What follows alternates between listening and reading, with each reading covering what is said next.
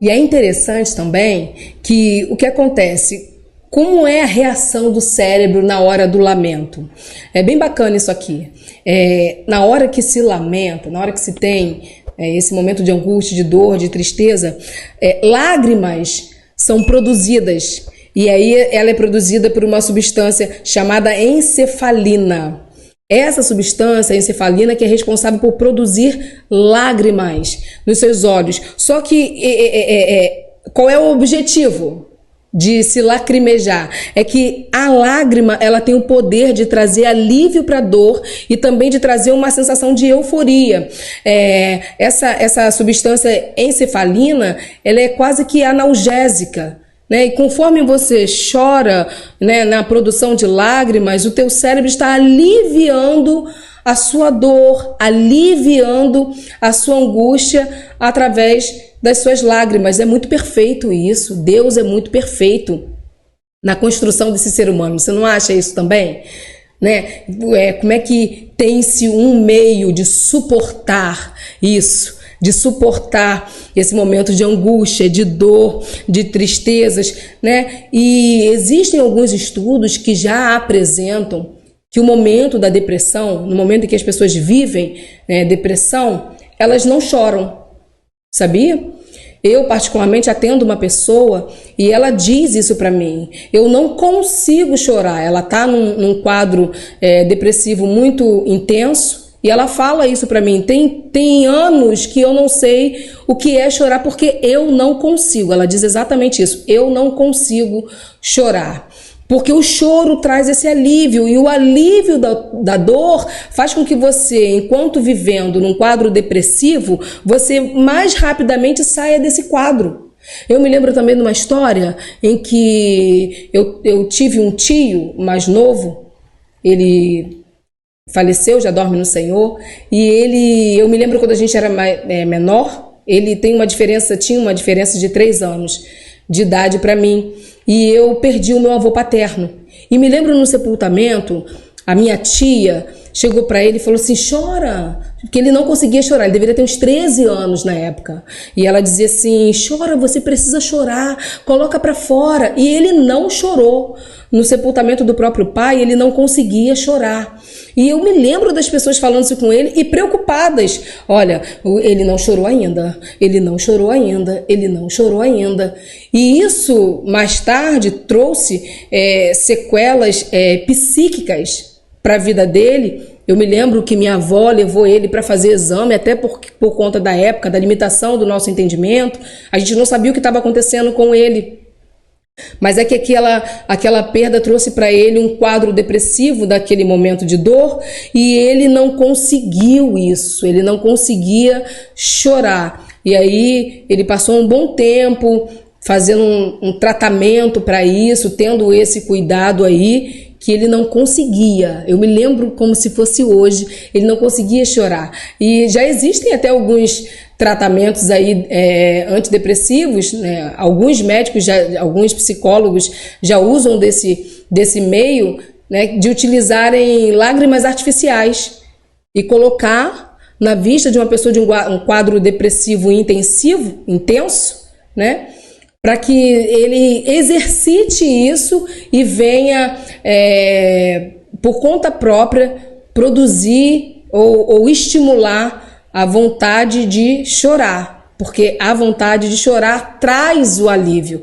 É engraçado que a Bíblia vai dizer, bem-aventurados que choram, não é verdade? Os que choram, eles têm, alcançam esse tratamento interno, esse tratamento psicológico. Então, é um fato a gente ter essa preocupação. E aí, o murmurar, qual é essa diferença? O murmurar é quando você fala mal de algo ou de alguém. Pode até, querido, ter ser explicável aquilo, Ele não gostou, mas aí ele não só pontua que gostou. Esse aqui que é o problema da reclamação. É como se eu olhasse para essa caneca, não gostasse da cor branca dela, e aí eu pontuasse: não gostei dessa caneca, ela é branca. Pronto, manifestei opinião, resolvi. Só que a murmuração, você fica ali repetindo, sabe? Poxa, pra que essa caneca é branca? Não deveria ser branca. Por que essa caneca não é vermelha? Essa caneca podia ser amarela, roxa.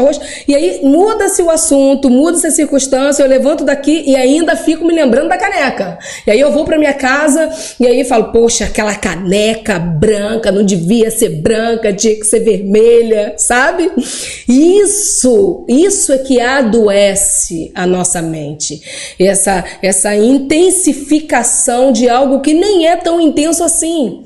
E o murmurador, ele parece que ele desenvolve essa aptidão de reclamar intensamente. Ele não só pontua o que está desconfortável, ele fica falando naquilo o tempo todo, o tempo inteiro. Todas aquelas circunstâncias já mudou, o ambiente já mudou, as pessoas já mudaram, mas ele continua insistindo com a mesma reclamação no mesmo ponto. Então, isso aqui é murmurar. E murmurar não é saudável. Nunca será. Pelo contrário, é prejudicial à sua saúde. Ele só traz dano para as nossas vidas, a questão da murmuração. Não traz benefício para nós, não traz benefício para nós e não traz nenhum benefício para quem nos cerca também. Então, qual é a diferença entre o lamento e a reclamação ou a murmuração? Os dois têm reações assim muito parecidas. Só que o que diferem os pontos da murmuração com a lamentação é que são os objetivos, tá? São as motivações. Isso os diferem, porque os motivos que te levam a lamentar é sempre uma motivação de dor, de angústia, de perda.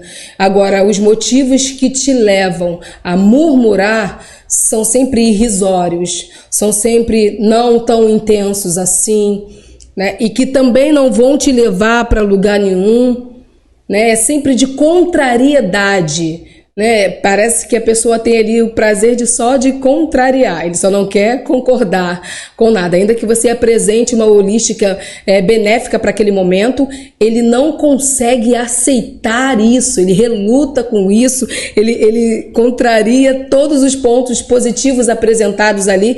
Isso é típico de um murmurador. Isso a gente precisa se preocupar. Por quê? Porque o murmurador, ele vê problema e nunca solução. O murmurador, ele além de ver problema, ele gera mais problemas ainda. Por quê? Porque a reclamação, ela tende como é que eu posso dizer? A se espalhar. É como se ela fosse contagiosa, entende? Ela contagia quem está ao redor. E até que, porque a intenção do murmurador é convencer o outro de que ele está certo na sua murmuração.